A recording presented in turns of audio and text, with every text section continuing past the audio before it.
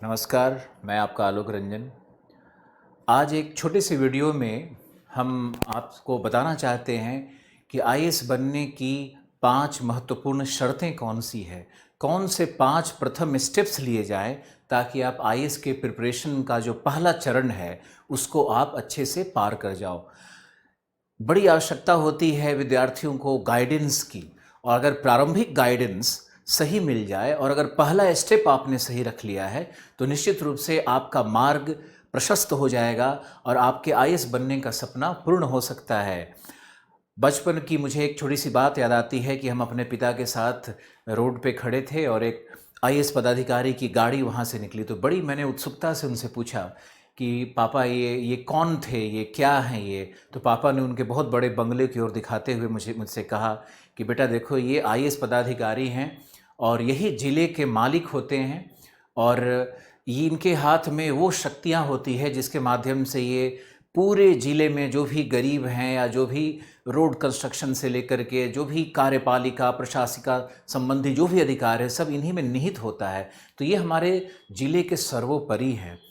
तो ये एक ऐसी बात है जो कि हमारे जितने भी छात्र हैं उनको ये ज्ञात भी होता है और नहीं भी ज्ञात होता है।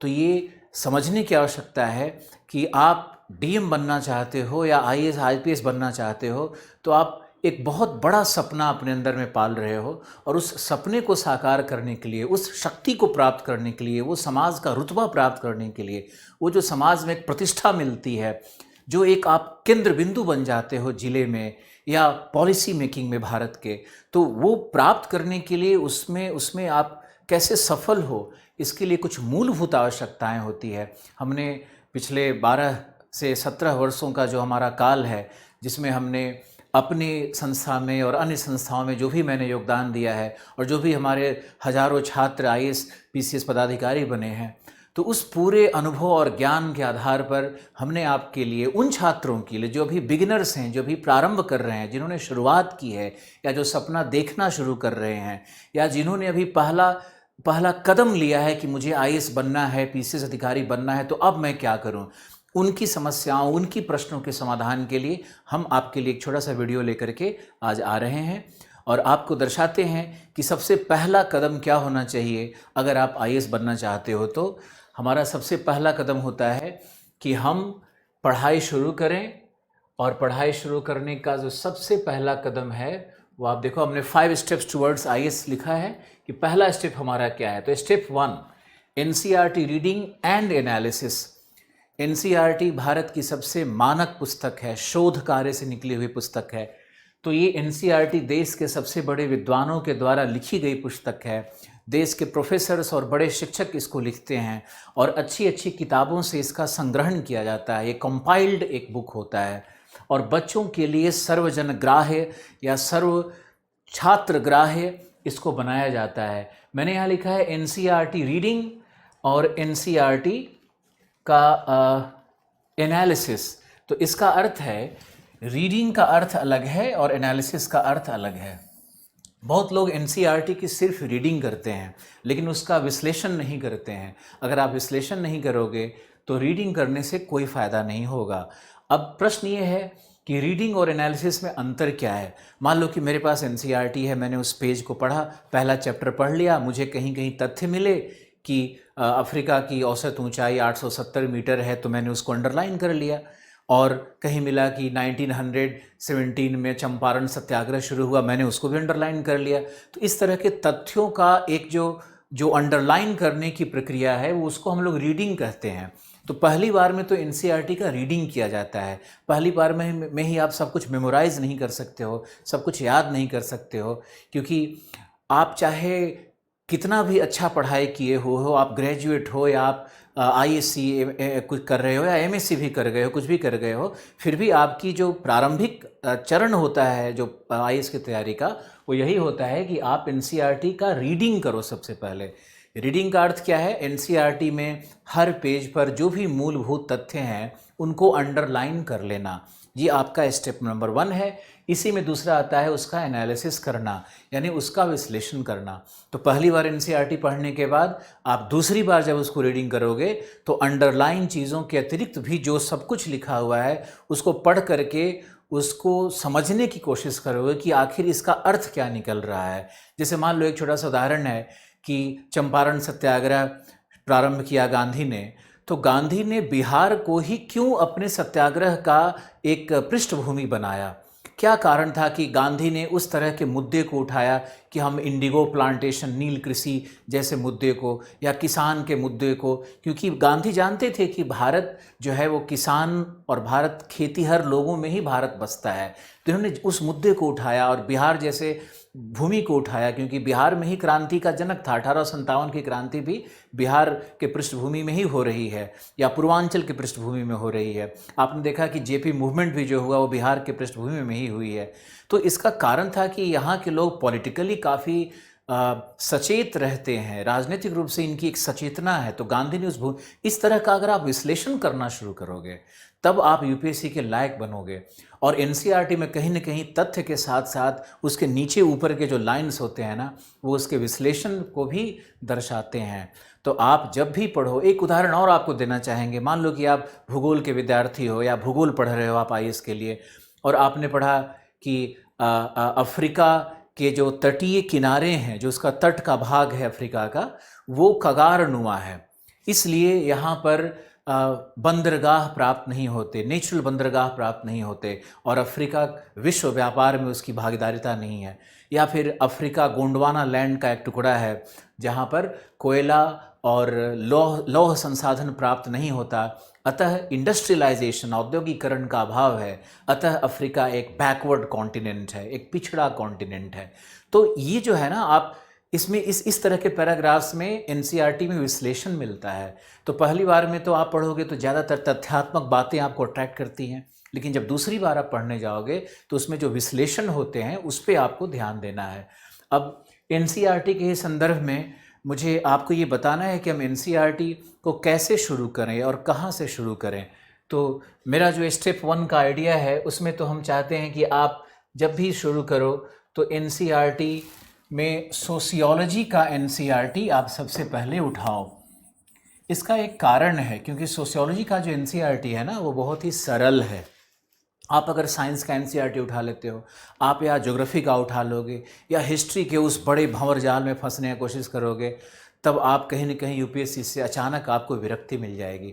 तो जब भी पहला स्टेप जो लिया जाता है ना, वो बड़ा साधारण सा लिया जाता है, आराम से लिया जाता है, सुखद अनुभव हो हमारा पहला जो भी इंटरेक्शन हो एनसीईआरटी से। तो ये सुखद अनुभव ज्योग्राफी शायद न कराए और साइंस की किताबें शायद न कराए, लेकिन एक सामान्य छात्र भी अगर समाज शास्त्र का वो एनसीईआरटी उठाता है, क्लास 11 और 12 वाली एनसीईआरटी को उठाता है, तो सोशियोलॉजी का वो जो 3 एनसीईआरटी आएगा क्लास 11 और 12 में, उसके बारे में हम बात करेंगे फिर। और उस 3 एनसीईआरटी से आप शुरू करो, क्योंकि सोशियोलॉजी में क्या मिलने वाला है, तो प्रजातंत्र क्या है वहीं से शुरुआत होगा, या किसी और स्तर पे आप जाओगे तो राज्य क्या है, तो संविधान क्या है, इवन परिवार क्या है, विवाह क्या है, समाज क्या है, इस तरह का चाइल्ड लेबर क्या है, तो फेमिनिज्म क्या है, नारीवाद क्या है, ये जो सारे मुद्दे होते हैं हमारे समाज से, एडल्ट जो वृद्ध से संबंधित जो समस्याएं हैं वो क्या हैं, यानी इसमें समाज में पॉवर्टी किस तरह से आ रही है, पॉवर्टी को हटाने का कौन सा, जो इस तरह के विषय होते हैं ना, ये बड़े सामान्य विषय होते हैं। इसमें कुछ पर्यावरण पे भी मिलेगा आपको, पर्यावरणीय समस्याओं पर भी मिलेगा, क्योंकि समाज शास्त्र का जो एनसीईआरटी है वो कुछ न कुछ पॉलिटिकल सिस्टम को, राजनीतिक तंत्र को, आर्थिक तंत्र को, पर्यावरणीय तंत्र को, ये सबको कहीं न कहीं कवरेज देता है। तो अगर आप सोशियोलॉजी के एनसीईआरटी से शुरू करोगे तो आपका यूपीएससी का जो प्रारंभ होगा वो अच्छा होगा, मधुर होगा। और सोशियोलॉजी के एनसीईआरटी के बाद आपको चाहिए कि इससे संबंधित एनसीईआरटी होता है पॉलिटी का, पॉलिटी एंड कॉन्स्टिट्यूशन का।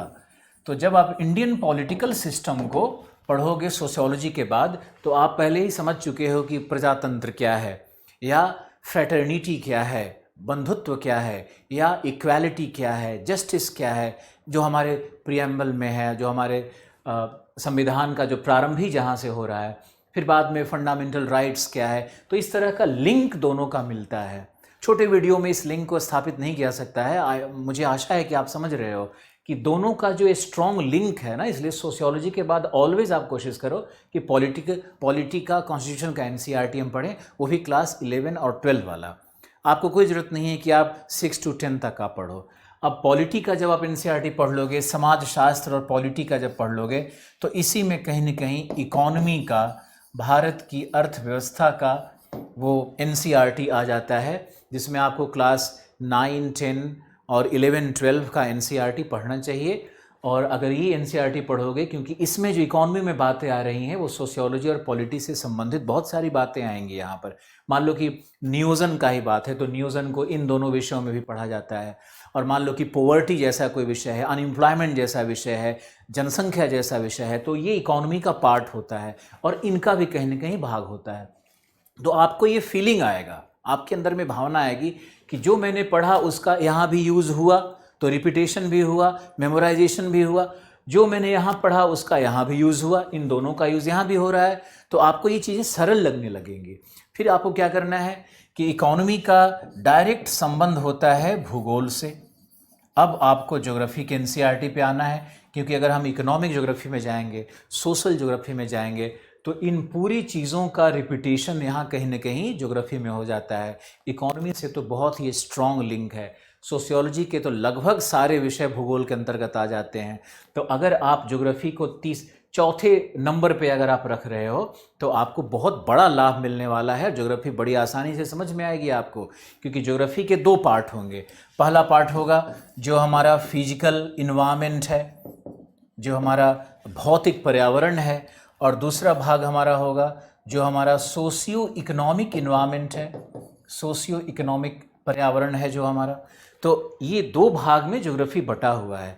तो ये जो भाग है सोशियो इकोनॉमिक वाला, जैसे रिसोर्स ज्योग्राफी हो गया, संसाधन हो गया, इंडस्ट्री हो गया, एग्रीकल्चर हो गया, आरडीपी रीजनल डेवलपमेंट प्लानिंग हो गया, तो ये सारी जो चीज़ें यहाँ पर होंगी, इवन ट्रेड एंड ट्रांसपोर्ट हो गया, तो ये चीज़ें इधर कहीं ना कहीं से लिंक्ड हैं। ये सारे विषय जो मैंने आपको कहे वो सब इकोनॉमी में आप पहले ही पढ़ चुके होंगे। पॉपुलेशन भी हो गया, इसमें आएगा, पॉवर्टी भी आ जाएगा, फेमिनिज्म भी आ जाएगा, ज्योग्राफी में सब आपको मिलने लगेगा। रह गई बात फिजिकल इन्वायरमेंट की। तो फिजिकल इन्वायरमेंट के लिए अगर हम लोग क्लास 6 के एनसीईआरटी से शुरू करेंगे, जहाँ पे एक ग्लोब है और उस ग्लोब में लैटिट्यूड क्या है, लॉन्गिट्यूड क्या है, इन पूरी बातों को बहुत अच्छे से एक्सप्लेन किया हुआ है। प्लान मैप क्या है, अफ्रीका का एक मैप होगा, उसको ध्यान से देखना है। तो वहाँ के माउंटेन्स को, रिवर्स को बहुत ध्यान से देखना है, थोड़ा थोड़ा सब कुछ मेमोरी में रखना है। तो अगर आप ये एक्सरसाइज करना शुरू कर दोगे तो आपका फिजिकल ज्योग्राफी भी धीरे धीरे तैयार होने लगता है।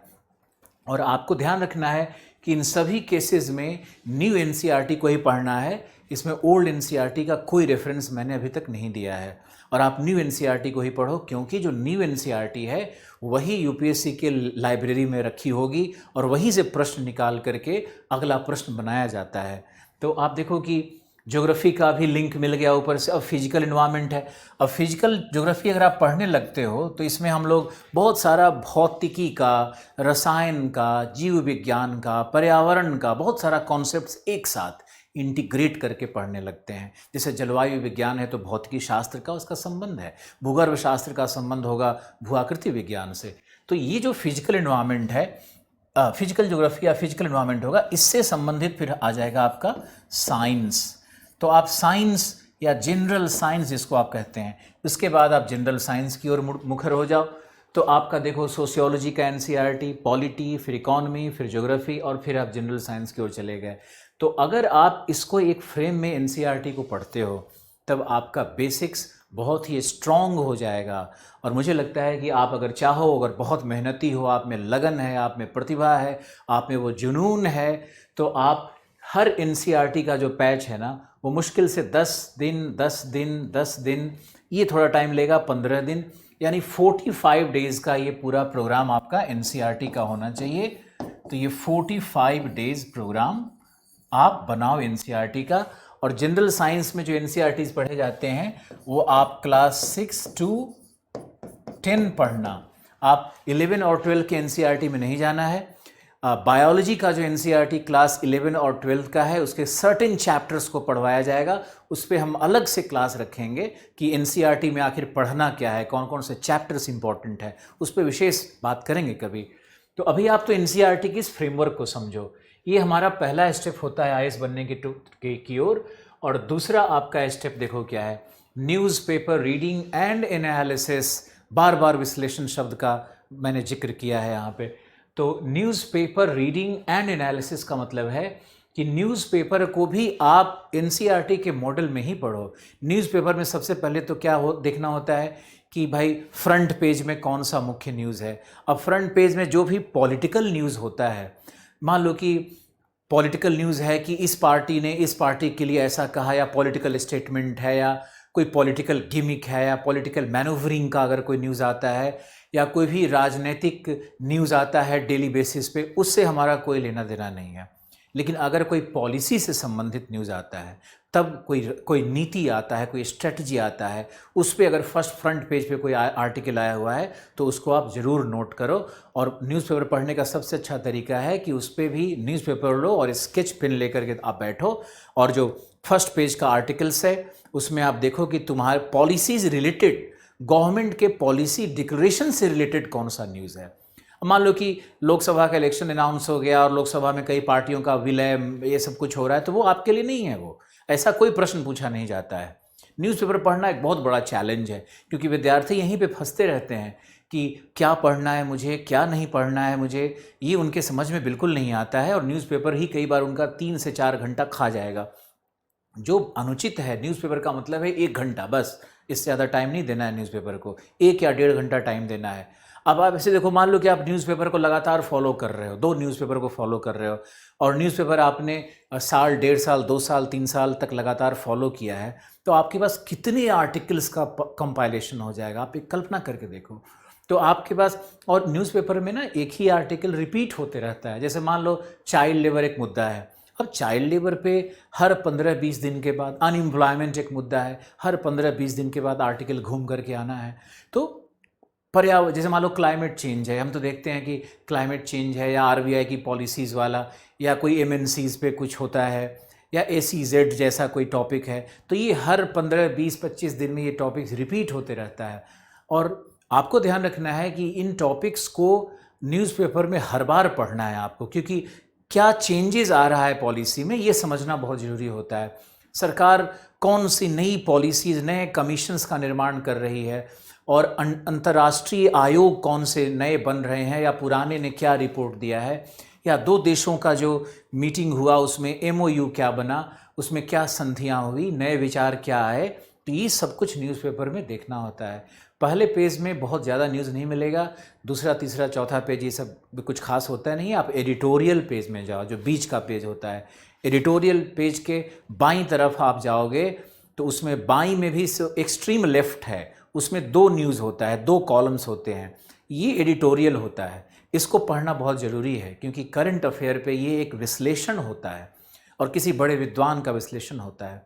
और ये उसी पेज के जो दूसरे साइड में 2 आर्टिकल्स होते हैं, वो आर्टिकल व्यक्तिगत होते हैं।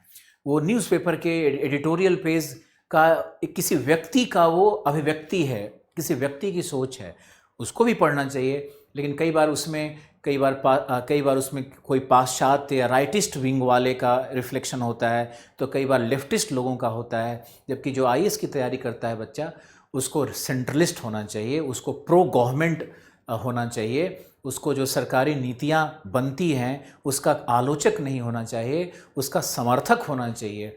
क्योंकि आप सरकारी नीतियों का विरोध करके आप आईएएस में लिख करके आप कभी आईएएस नहीं बन सकते हो। ये बहुत स्थापित तथ्य है कि आप अगर ब्यूरोक्रेसी में जाते हो तो आप सरकार के सहयोगी हो, और अगर आप उसका विरोध कर रहे हो तो आपको फिर नौकरशाह में नहीं जाना चाहिए, आपको जाना चाहिए किसी अपोजिट पॉलिटिकल पार्टी में।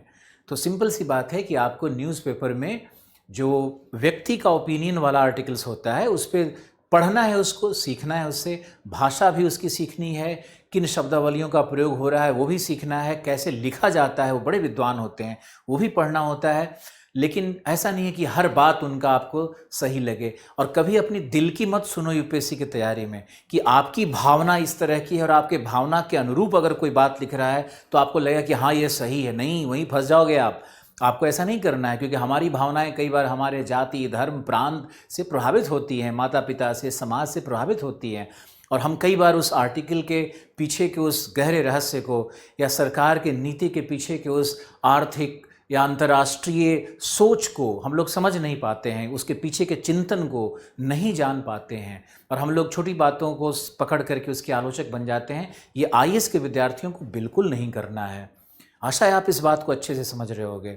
फिर एक छोटा सा सजेशन और है कि आपको एक पेपर पे, कॉपी पेपर पे, जो 2 आर्टिकल्स मैंने बताया, जो एडिटोरियल मैंने बताया, एक्सट्रीम लेफ्ट जो रहता है, तो उन दोनों आर्टिकल्स में जो भी ओपिनियन है या की फैक्ट्स दिए हुए हैं उसको ज़रूर नोट डाउन कर लेना चाहिए। फिर आगे जा कर के एक अंतर्राष्ट्रीय पेज आएगा, उसको देखना चाहिए कि उसमें से भी 1-2 चीज़ें अच्छी हो सकती हैं।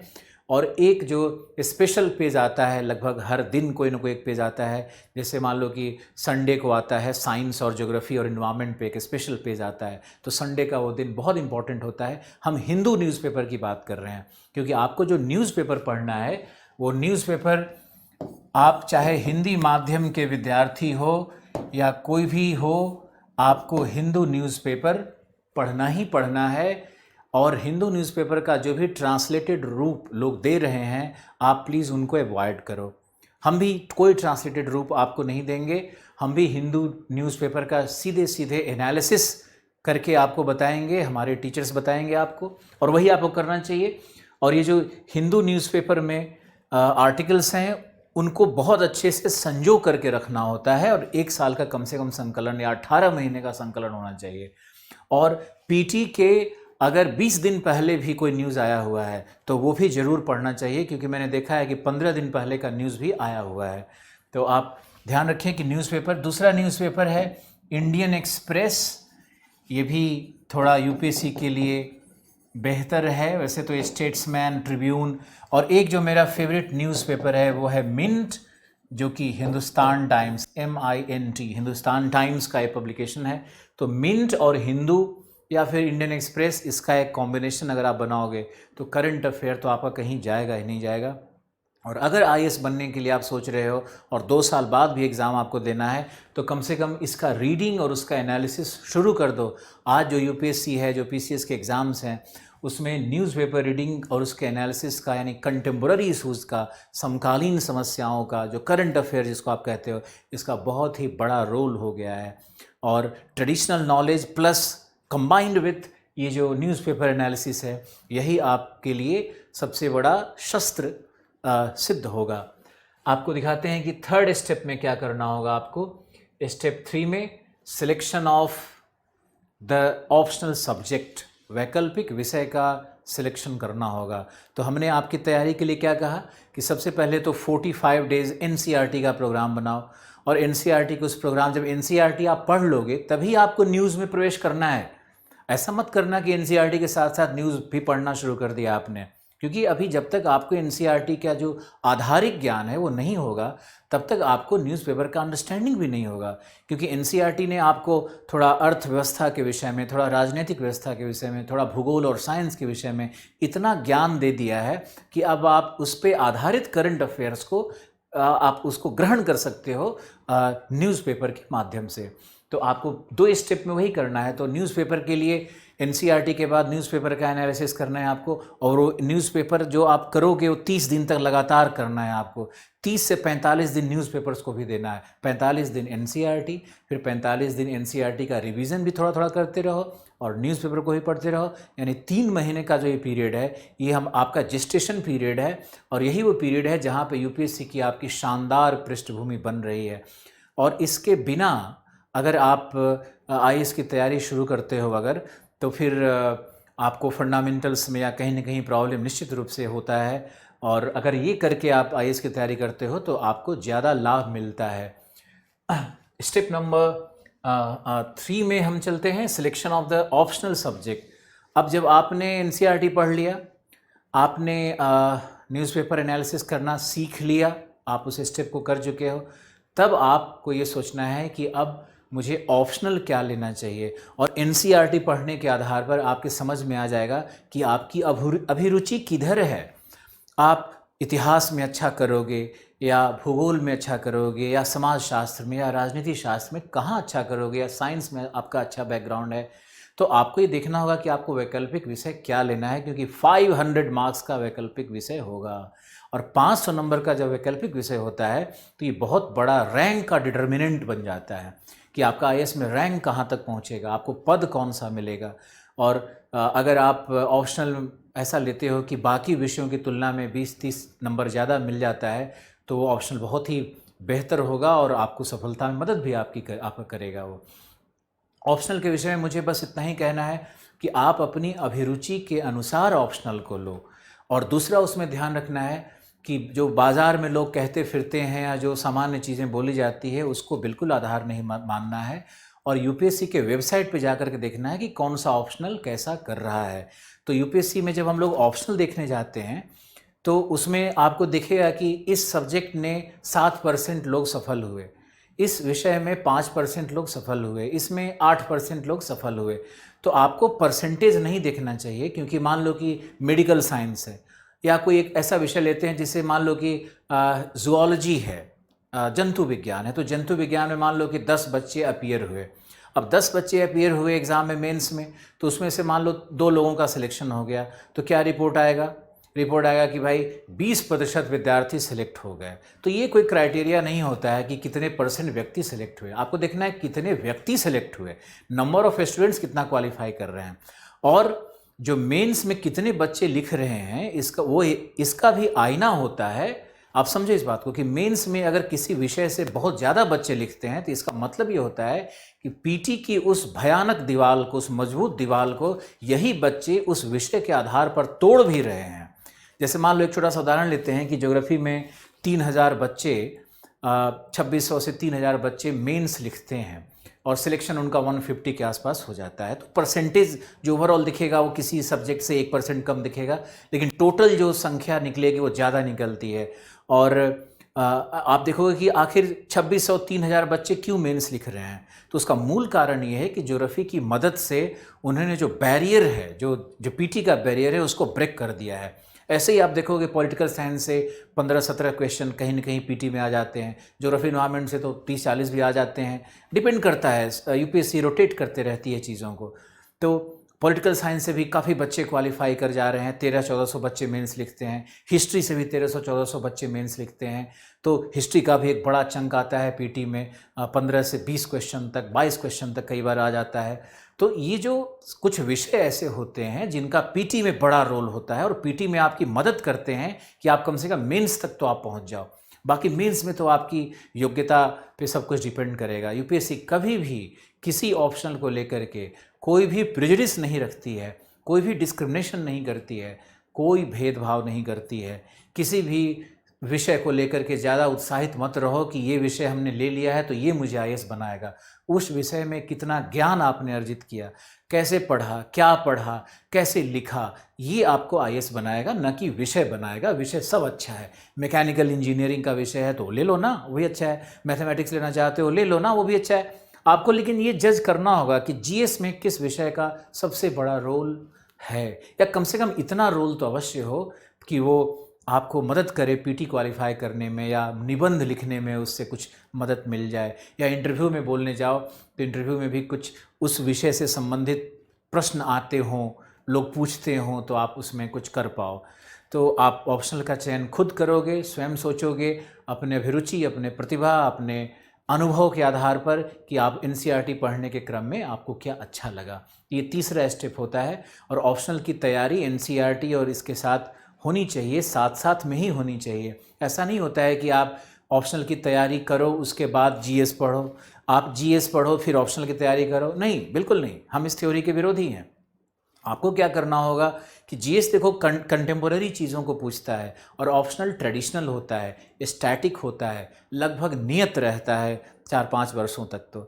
तो आपको क्या करना चाहिए कि एनसीईआरटी के बाद जब आप न्यूज़पेपर विश्लेषण करना शुरू कर दिए हो, तब आप एक साइड में ऑप्शनल की तैयारी शुरू कर दो। रोज़ का 4 घंटा ऑप्शनल और 4-5 घंटा जीएस का भी आपको पढ़ना चाहिए। तो इन दोनों में कहीं ना कहीं बैलेंस लेकर के बढ़ना होगा। तो अगर आप बैलेंस लेकर के बढ़ोगे तो 4-5 महीने में ऑप्शनल ख़त्म कर दोगे और इधर 4-5 महीने में 50% आपका जीएस ख़त्म हो जाएगा, क्योंकि जीएस में 4 पेपर हैं और ऑप्शनल में 2 पेपर हैं।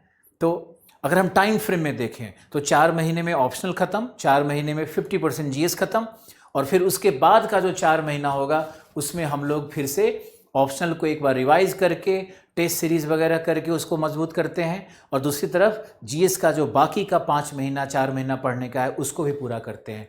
अब ये तैयारी हमारी पूर्ण हो जाती है। तो आपको ऑप्शनल और जीएस दोनों को एक साथ समानांतर लेकर के चलना होगा। हम स्टेप 4 पे चलते हैं कि स्टेप 4 में हम क्या करेंगे कि आईएसपीसीएस मेंस के सिलेबस का एनालिसिस और नोट्स प्रिपरेशन बहुत इम्पॉर्टेंट है, क्योंकि जब तक आप अपना नोट्स नहीं बनाओगे और सिर्फ कोचिंग के नोट्स पर अगर आप रिलाई करोगे तो आईएएस नहीं बनने वाले हो। ये बहुत बड़ा सच है।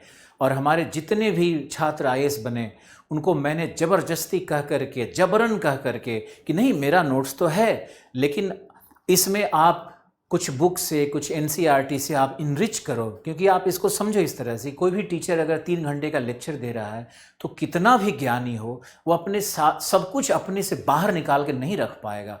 एक लिमिटेशंस हो जाता है, और वो जो लिमिटेशंस होता है उसी की भरपाई करेगी अच्छी किताबें, अच्छा नोट्स और मूल किताबों को पढ़ने की कोशिश करनी है, न कि कहीं से कटा छटा मटेरियल। या मूल किताबों को पढ़ने का एक अलग ही आनंद है, और मूल किताबों में आप जाओगे तो आपको कॉन्सेप्चुअली आपको विश्लेषण भी मिलेगा, कॉन्सेप्ट्स क्लियर होते चला जाएगा, फैक्ट्स भी आपको मिलेगा, तो आपको बड़ा मज़ा आएगा उसको पढ़ने में। तो मूल किताबें बहुत ज़्यादा नहीं पढ़नी होती है, आपको हर टॉपिक पे, विषय पे एक किताब लेनी है, उस किताब में भी 4-5 चैप्टर को ही मात्र पढ़ना है, ज़्यादा नहीं पढ़ना है। क्या पढ़ना है इस पर भी एक वीडियो हम जारी करेंगे, और ये बहुत कम से कम मटेरियल को कोशिश करेंगे कि आपके लिए हम बताएं कि कम से कम मटेरियल को पढ़ना कैसे है। ज़्यादा क्वांटिटी में ना पढ़ कर के क्वालिटी ज़्यादा अच्छा होना चाहिए। ये बात हमारे एक इंटरव्यू में आप देखना, हमारे यूट्यूब चैनल को सब्सक्राइब करोगे तो उसमें आपको मिलेगा कि शैलेंद्र सिंह इंदौलिया, जो कि 38th रैंक हमारा स्टूडेंट था, हिंदी माध्यम से ही था आईएएस में, तो उसने क्या कहा है। आप उस इंटरव्यू को ज़रूर देखो, आपका आत्मविश्वास बढ़ेगा, मेरे लिए भी और हिंदी माध्यम के लिए भी। अब ये जो मैंने लिखा है कि सिलेबस का विश्लेषण, आईएएस-पीसीएस मेंस का सिलेबस, आपने कोर्स कर लिया, आपने जीएस पढ़ लिया, जीएस आपको सिलेबस के अनुसार से ही आपके टीचर्स ने पढ़ाया, आपने उसी के अनुसार पढ़ा, उसी हिसाब से मटेरियल मिला, सब सच है। परंतु फिर भी आपको चाहिए कि अब आप सिलेबस 1 साल के बाद अब आप सामने सिलेबस को रखो। आप सिलेबस को तब भी रखो जब आपका टीचर आपको पढ़ा रहा है, उस समय भी आपको करना है, लेकिन बाद में जब आपका कोर्स 1 साल का पीरियड जब ख़त्म हो जाता है तब आप फिर से इस पूरे सिलेबस को अपने सामने रख करके सिलेबस को ऐसे अंडरलाइन करके बहुत ध्यान से देखो। मान लो कि पेपर 2 जीएस का हम देख रहे हैं तो उसमें मिलेगा प्रेशर ग्रुप्स। अब तुम कोशिश करो समझने का कि प्रेशर ग्रुप्स है क्या। अपना नोट्स निकालो और उसमें आप इंटरनेट की मदद से या कुछ अच्छी किताबों की मदद से प्रेशर ग्रुप्स पे जो भी इंफॉर्मेशंस मिल रहा है उसको कहीं ना कहीं अपने नोट्स में ही एकोमोडेट करो। कोई आवश्यक नहीं है कि आप फ्रेश नोट्स तैयार करो।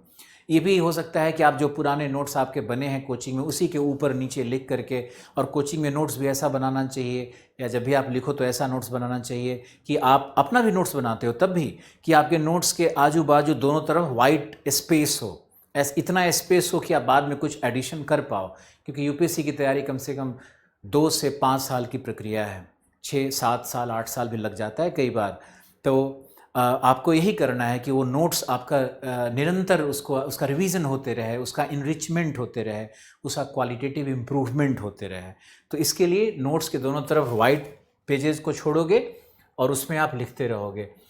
नोट्स प्रिपरेशन में मान लो कि इतिहास है, एक उदाहरण लेते हैं, इतिहास है, मॉडर्न इंडिया है, तो मॉडर्न इंडिया में आपका अपना भी होना चाहिए कि हमने लिखा है क्रिप्स मिशन वेबल प्लान या कुछ भी जो भी है, रॉलर टैक्स कुछ लिख रहे हो, कॉन्स्टिट्यूशनल डेवलपमेंट का कोई टॉपिक आपने ले लिया है तो उसमें आपके हैंडराइटिंग में वो सारी चीज़ें लिखी होनी चाहिए।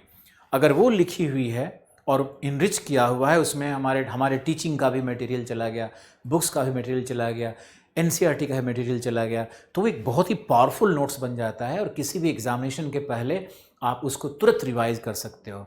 जो सबसे बड़ा रहस्य है आईएएस के पीटी को क्वालिफाई करने का और मेंस में बढ़िया परफॉर्म करने का, वो रहस्य सिर्फ यही है कि आप जितनी बार अपने नोट्स को रिवाइज करते हो उतना आपके मेमोराइजेशन, उतना आपके मेमोरी में वो बैठते चला जाता है, और जितना आपके मेमोरी में वो चीज़ें रहेगी उतना अच्छा परफॉर्मेंस होगा, उतना कॉन्फिडेंस लेवल आपका हाई होगा, आत्मविश्वास से आप लबालब रहोगे।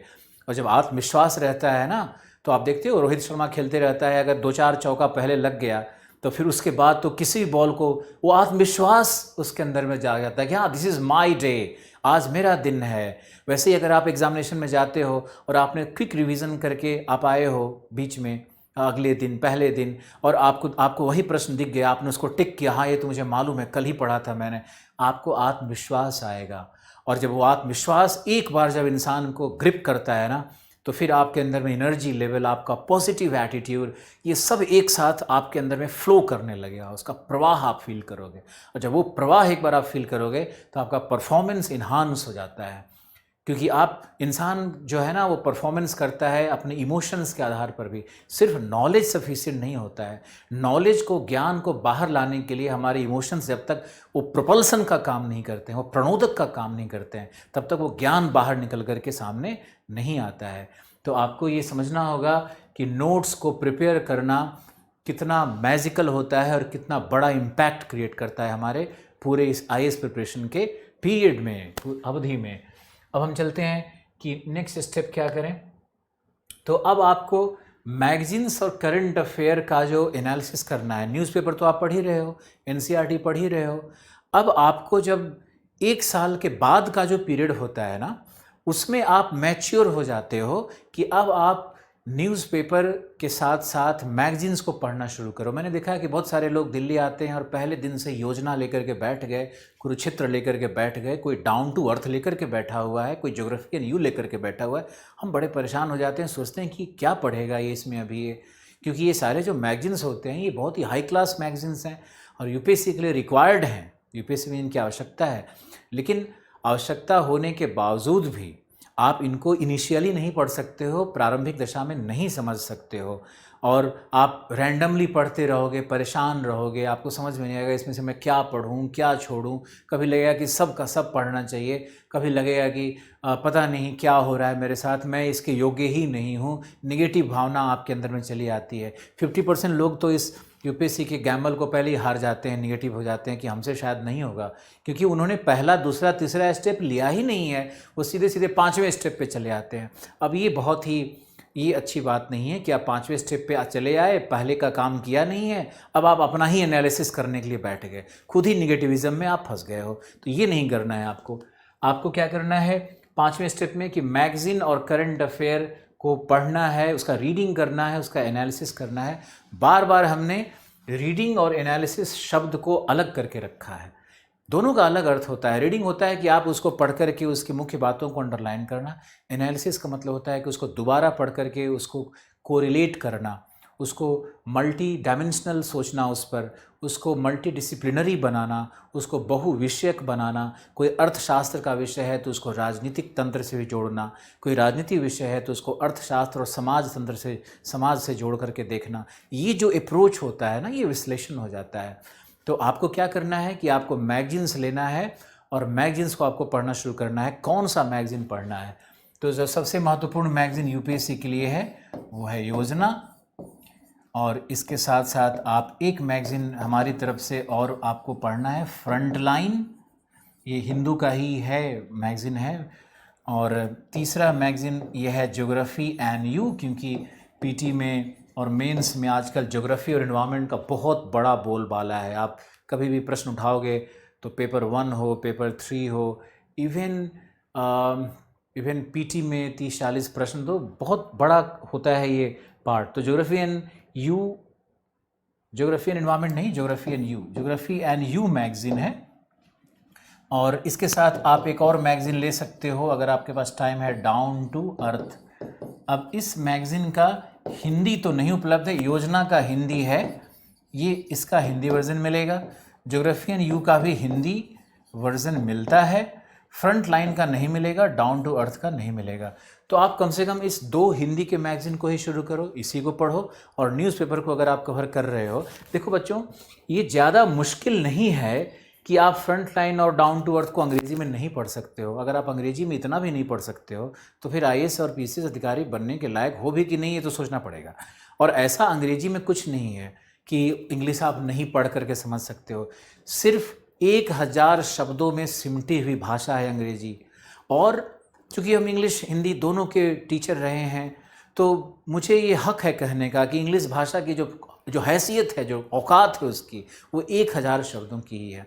और उसी 1000 शब्दों में आगे पीछे करके bring in, bring out, bring of, ऐसे तो एक ही शब्द है, उसका कई अर्थ निकलने लगता है। तो अगर आप इंग्लिश को अच्छे से समझने लगोगे और न्यूज़पेपर जो आपको मैंने कहा कि शुरू से पढ़ना है, तो न्यूज़पेपर को अगर आप पढ़ने लगोगे तो 1 साल की प्रक्रिया में आप इतना समझ लोगे कि आप निश्चित रूप से इस मैगजीन्स को पढ़ करके अच्छे से आप समझने लगोगे। आप विश्वास रखो इस बात का। और कैसे पढ़ना है, अंग्रेजी कैसे सीखना है, उस पर 2 लाइन कि आपने न्यूज़पेपर लिया, पहले दिन आपको कुछ समझ में नहीं आया, तो जितने भी शब्दावली आपको मिल रहे हैं एक आर्टिकल के, सिर्फ एक आर्टिकल के, उसके शब्दों को आपने नोट डाउन कर लिया, उसका हिंदी अर्थ लिख लिया और उसको आपने दिन में 3-4 बार पढ़ने की कोशिश की और याद करने की कोशिश की। ऐसा अगर आप 20 दिन भी कर लोगे ना, तो उसके बाद न्यूज़पेपर में वही शब्द रिपीट होने लगते हैं और फिर आपको पूरी तरह से अर्थ समझ में आने लगेगा। सवाल तो ये है कि आपने वो पहला कदम लिया कि नहीं, आपने वो 20 दिन तक मेहनत की कि नहीं। अब जो व्यक्ति 20 दिन मेहनत नहीं करेंगे, उनका कुछ नहीं होना है, वो बस गाली देते रहेंगे, रोते रहेंगे, भागे को कोसते रहेंगे और कुछ नहीं कर सकते हैं। जैसे मान लो कि एंटीबायोटिक्स लोग खाते हैं आजकल, तो एंटीबायोटिक्स का डोज होता है ना 5 दिन का, 7 दिन का, 3 दिन का डोज होता है। आप अगर 5 दिन की बजाय आप 3 दिन खा के छोड़ दोगे, मेरा तो बुखार ठीक हो गया, तो वो बुखार फिर से लौट करके आता है, वो क्योर नहीं करता है। इसी तरह से है कि न्यूज़पेपर अगर आप 20 दिन तक कम से कम आपने उसको अगर पढ़ा है तो, और उसका वोकैबुलरी आपने याद करने की कोशिश की है, तब 21वां दिन से वो न्यूज़पेपर आसान हो जाता है। और उसके बाद मैगज़ीन तो कुछ आपको लगेगा ही नहीं, मैगज़ीन तो लगेगा कि it's a cake walk for me. आप एकदम आराम से पढ़ करके सब कुछ समझ लोगे। तो आपको मैंने ये 4 मैगज़ीन सजेस्ट किया, और भी मैगज़ीन्स हैं, कुरुक्षेत्र हैं, जो भी हैं मैगज़ीन, कई लोग बहुत कुछ सजेस्ट करते हैं। मेरे हिसाब से तो आपको योजना और ज्योग्राफी एंड यू मैगज़ीन को करना चाहिए और न्यूज़पेपर करना चाहिए। इससे ही बहुत सारी समस्याओं का समाधान मिल जाएगा। तो हमने आपको आज बताया कि 5 स्टेप्स में कैसे सिविल सेवा की तैयारी करनी है, कैसे प्रारंभ करना है और कैसे 1.5 साल के पीरियड में ये तैयारी अपने आप में पूर्ण हो जाती है। क्योंकि पहला 45 दिन आपने एनसीईआरटी पढ़ा, फिर 45 दिन में नेक्स्ट 45 दिन में आपने क्या किया कि एनसीईआरटी को रिवाइज़ किया और न्यूज़पेपर का एनालिसिस किया। फिर आपने क्या किया, ऑप्शनल पढ़ना शुरू किया और साथ में जीएस भी शुरू किया। तो ऑप्शनल और जीएस और न्यूज़पेपर ये तीनों 1 साल चलेगा। 5 महीने बाद क्या है कि ऑप्शनल ख़त्म हो गया, तो ऑप्शनल के लिए टेस्ट सीरीज़ और उसका मेंस का प्रैक्टिस शुरू किया, दिन का 4 घंटा, 3 घंटा, 2 घंटा, जो भी आप कर सकते हो। और इधर जीएस को कंटिन्यू रखा। अब जब ये जीएस ऑप्शनल सब जाकर के 1 साल में ख़त्म हो जाता है, तब आप मैगजीन्स पे, न्यूज़पेपर पे और जो भी आपने पीछे पढ़ा है सबको रिवाइज़ करने का एक मॉडल होता है 6 महीने का।